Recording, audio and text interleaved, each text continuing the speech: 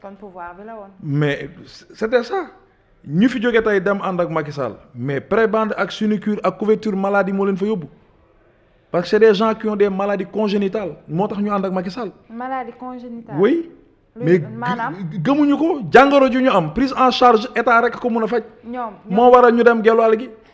ñoom ñu transhumé. maa la wax lii. kon bi ngay ànd ak sa nawle yi ngeen di xeex Macky Sall na fi jógee na dem boobu yow sa xalaat moo nekkoon na dem 2035. ñaan ñoo fa nekkoon mais. non xam nga non il doit tout aujourd'hui man sama lignée amul workat sama lignée amul goredi je suis un descendant de Soundiata Keita ñun suñu famille amul kuy wor amul kuy wor lépp lu ma am Abdoulaye Wade la. dañoo feebar non du ñu ay gor xam nga nit soo yoree njaboot yore doom yore jabar yore ay mag ay rak ak ay soppe yenn yi war nga ko jomb. dinaa continuer di défendre le président de la République Macky Sall. prouver ne am na compétence dans la plus grande loi. prouver ne am na mais compétence sama fa teg compétence sama fa jàmbar jàllal feneen moo gën.